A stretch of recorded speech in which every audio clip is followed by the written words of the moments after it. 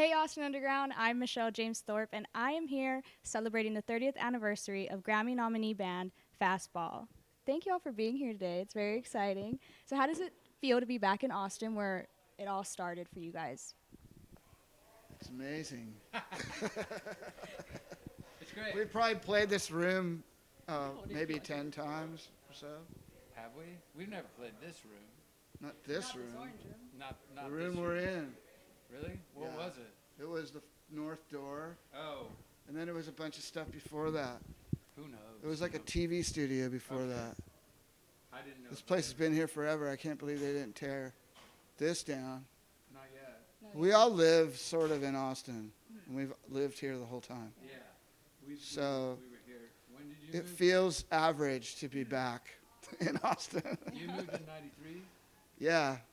and I moved in '84, and Joey was born here. So, Uh-huh. so yeah. So it's good. You know, we have mics too. You do? I think we only have one mic. Okay. Get a couple. All right. Okay. You need- Oh, yeah. Sorry. Gotta pass it around. Thanks. So, I saw. Something else you could pass around. Okay, so I saw in an interview that you like Fastball to be known as 90s radio, storytelling, and overall just music that is art. Where'd you read So- that about? Where'd you read that about '90s? You said it in an interview recently on YouTube. Yeah, it was like a 40-minute interview, but it was very interesting. I believe so. Yeah, yeah. I don't know why. I don't know if it was taken out of context. It So, may have been taken out of context. It would be nice to be thought of as, something other than from a time.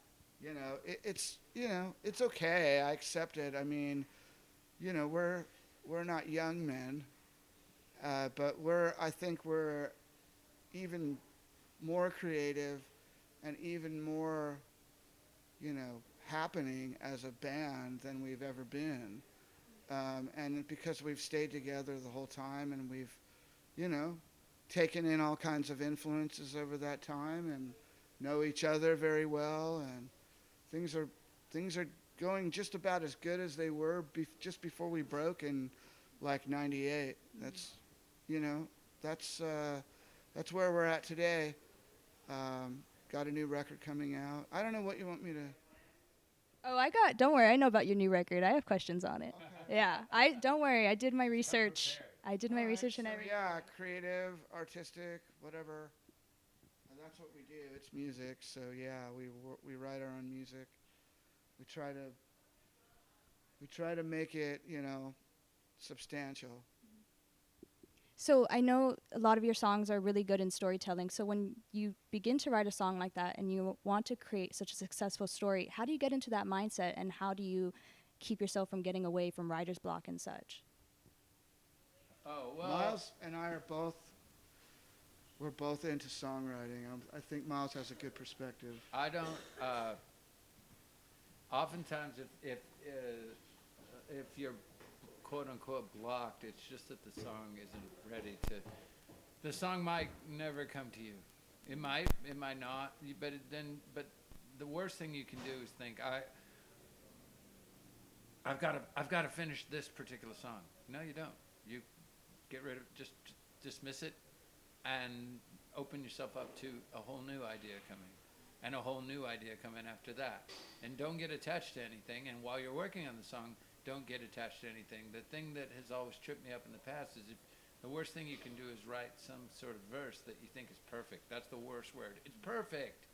Now everything else has to conform to this. It's like, yeah, okay, you just killed it because now we're painted into a corner. So it's better to just always feel free. Always dismiss. Everything's wide open all the time, and that allows it to be fluid. And then you'll find that songs are like magic. It's just oftentimes something that you throw a throwaway line or something that doesn't necessarily make sense. You zoom out, and all of a sudden, it's beautiful. And you go, wow, that one line really makes the song. So it's kind of like the subconscious. You have to let yourself stay open to subconscious, and that's where all the magic is, really. Wow, very interesting. But So it's almost June, and I know that that's when your album drops, and it is titled Sonic Ranch, and it's based off of the recording studio that you recorded this Sonic Ranch album in. What was your experience like there, and how does it compare to other recording studios in the past?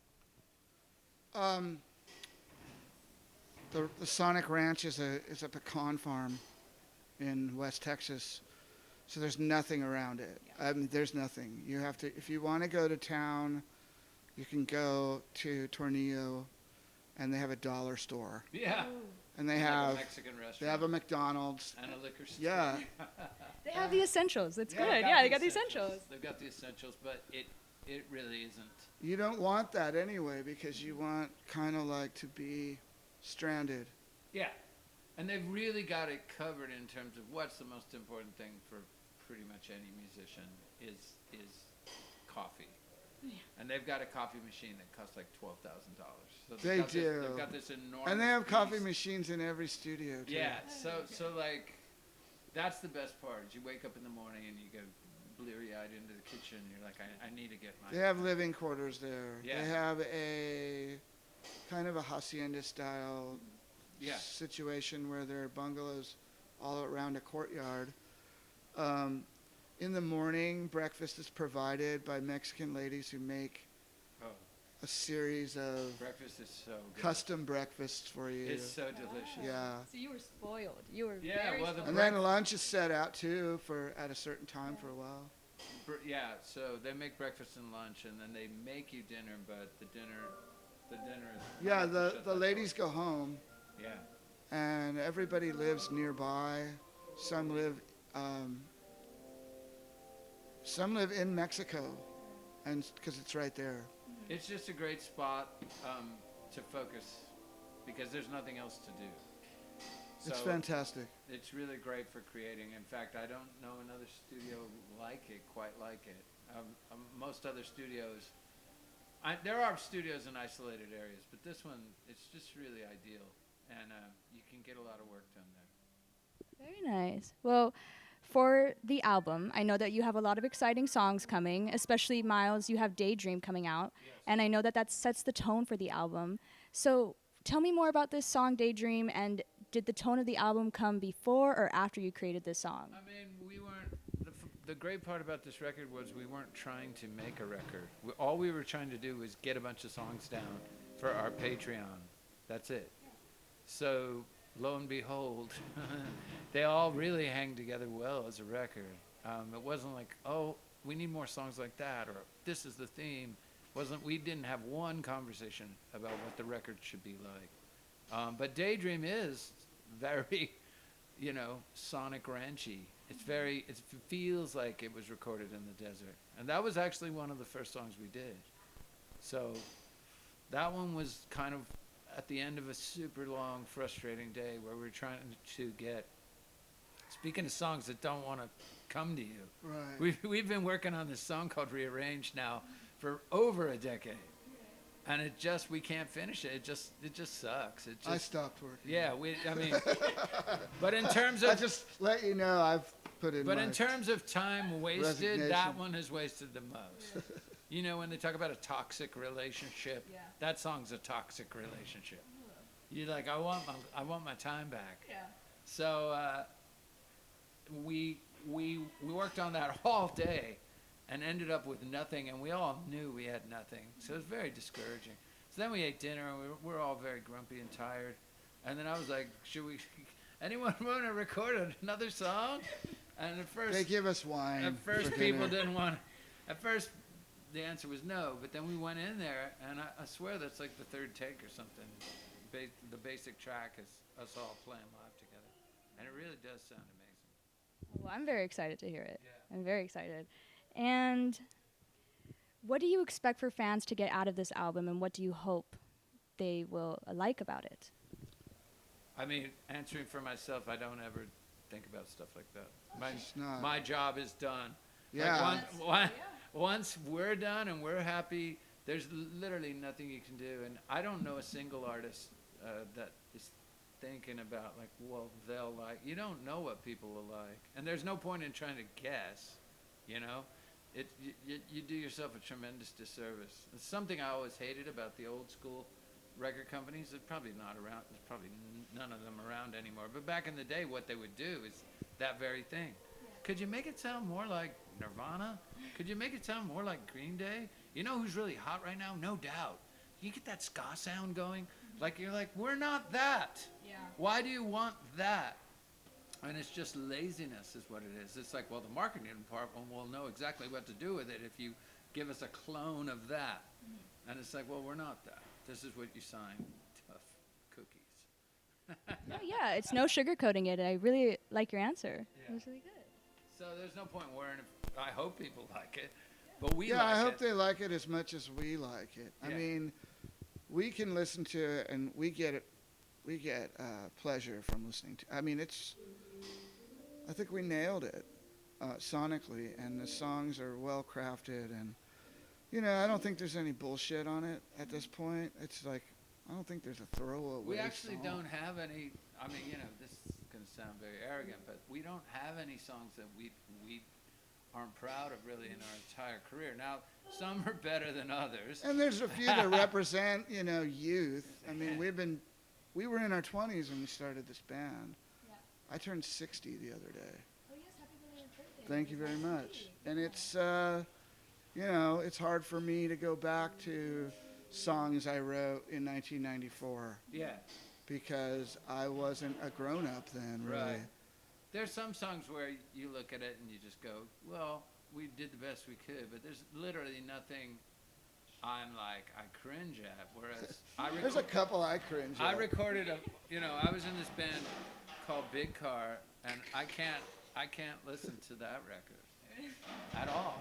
Someone's falling down the stairs. I hope they're okay. But, well, I mean, when I listen to y'all's music, I never.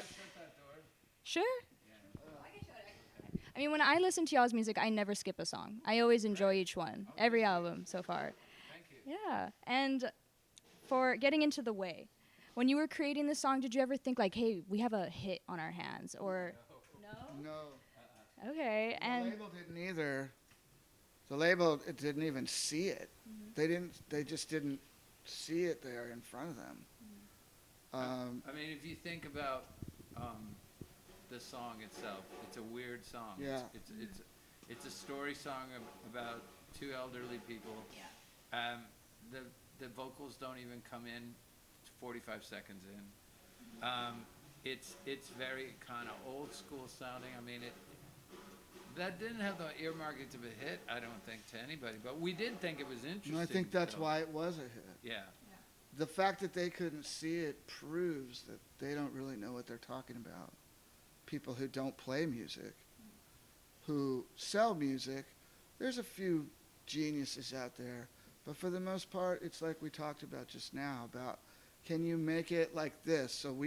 And I don't think people knew what to do with this after that album, because here we are, two guys, we're totally separate artists. We work together. Sometimes we write songs together, but for the most part, we're two separate people, two separate frontmen, two versions, two sides of a band that they could not deal with. The label just didn't know what. I mean, they probably, in all honesty, wanted Tony. They never came out and said it, but I'm sure that from their perspective, they were like, well, he sang the hit, so let's just try to keep the focus on him. So when they did, if you notice the fire escape video, they came up with this elaborate thing, and some people really liked that video, but I hated that video because I was like, I waited my entire life to get to be on MTV and get to be the singer. And now I'm a And corpse. then it's like, yeah, now I'm a corpse. no. And I'm like, can't we be in the video and can't I be in the video? Yeah. And I think it was there. We are, though. We do play. Yeah, but it's so brief. I think it Yeah, was you're at their- the very I end. think it was their, a little I think it was TV. their way of going, oh, let's get rid of the other guy. And we'll circle back around to this guy. Yeah. But also, I'll state for the record right now that at that time in my life, I definitely wanted I wanted to have a song on the radio and wanted to be the singer of that song. And if I could have kept my ego in check, what I would have said, if I could go back in time, what I would have said is, let's keep working the way a few more months and then go straight to Out of My Head. That would have been the smartest thing. We probably could have done another 1 million copies because we lost momentum somehow and stuff just kind of got off track. The way we started working Firescape right in the middle of the summer, which to me was now in retrospect really stupid. It's like, the way's the summertime song, come on. And you know, we were already done with it by June. Yeah, it came out in March. We could have milked it a couple more months and then gone right into Out of My Head, which was such an obvious banger. But you know, It really is. you can't go back in time. Can't go back in time. No, and I was even going to ask about Firescape because when I watched the music video, I was like, what does this have to do with the song? I understand, but I was Nothing. like, Do you know who directed that? who did? Francis Lawrence, who's a huge director still to this day. And he had made that movie Armageddon. And they were like, you gotta do it. We got Francis Lawrence. You have to do it. And that's what sucks, you know. Yeah. At the time, I was still of the age. Again, I wish I could go back in time because we're at the age now where we're really good at saying no. Yeah. Because I was going to... And really good at saying screw you. So you know, I would have said, like, no. That's we don't like this concept. We just want to be in the video and play the song, you know? Yeah, because at one point in the video, there's like a chicken that like runs out, and then there's a fridge full of chickens, and I was like, okay, so the chickens is captured. He's gonna end up dead.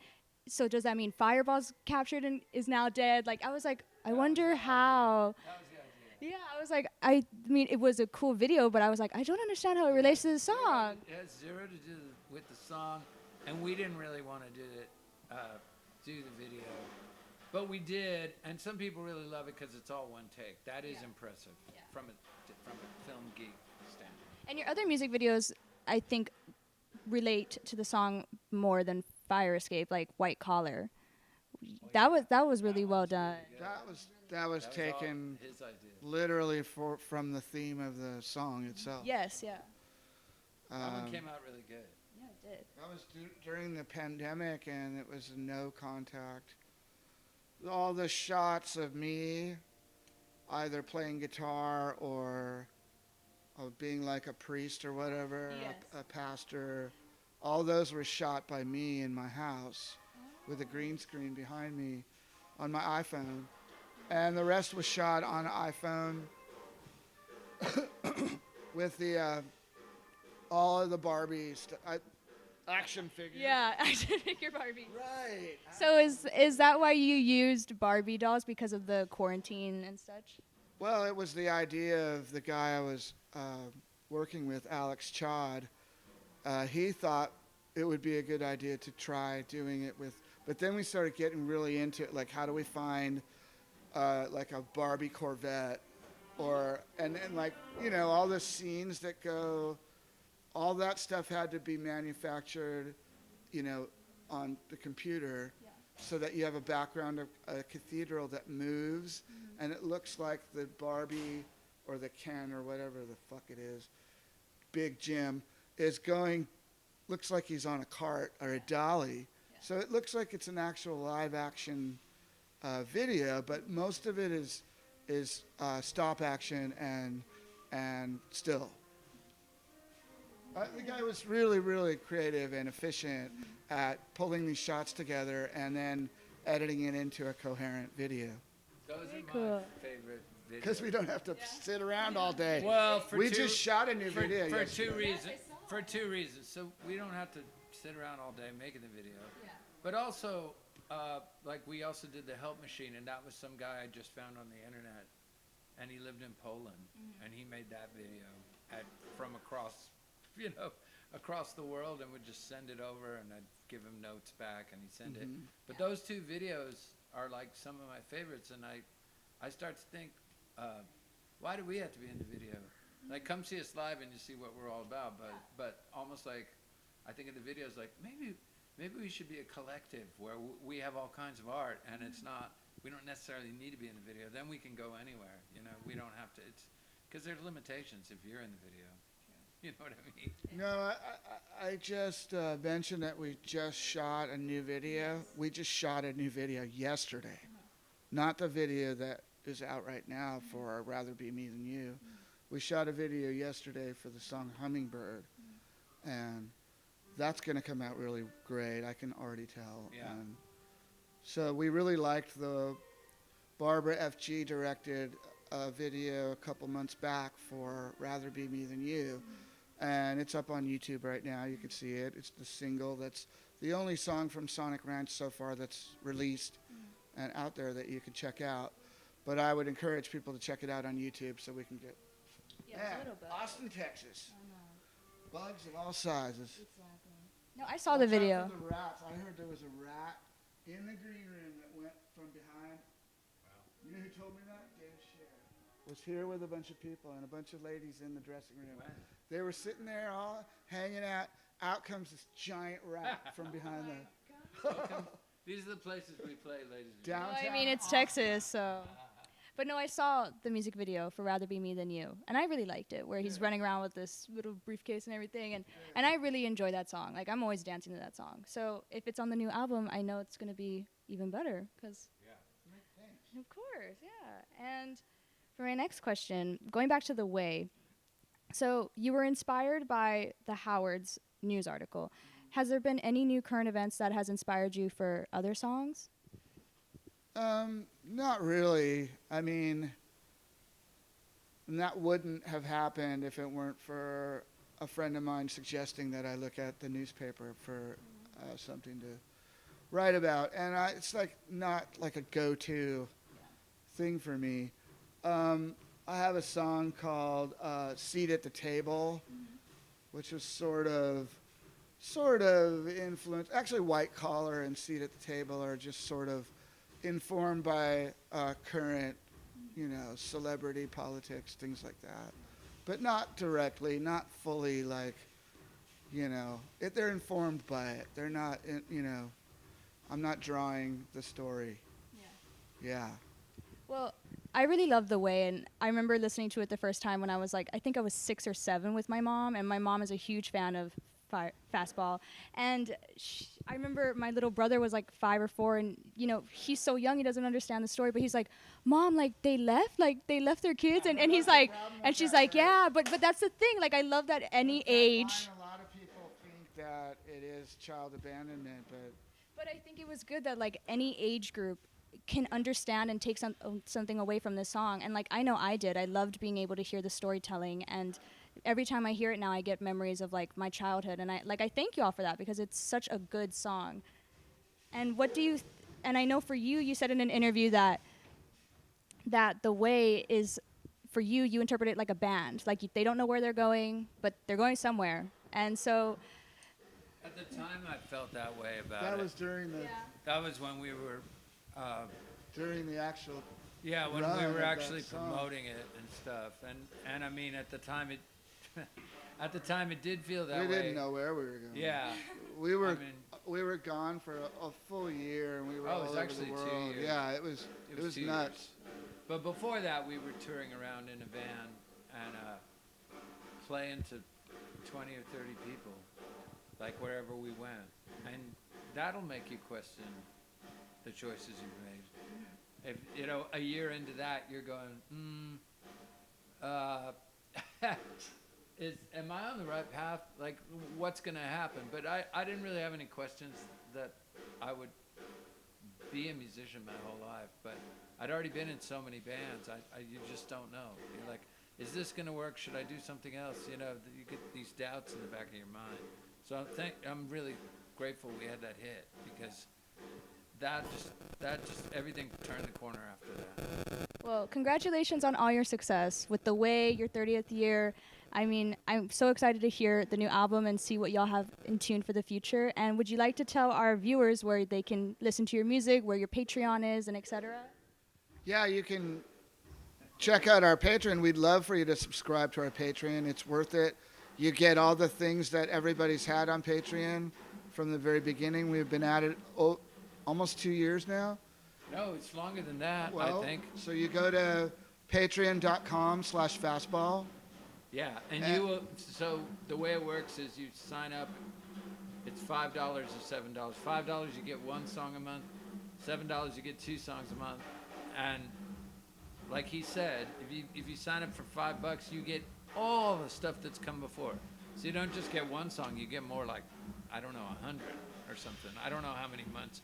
That can't be right. But you get like 60 songs. Yeah, there's quite a few. Yeah. I've been logging it, so I actually have a pages, list that has all this stuff, and it's pretty extensive. And you get our like demos, and you get really cool stuff that Right. only we had. Right. At we'll this put point, some of the subscribers actually have some of the tracks that are from Sonic Ranch.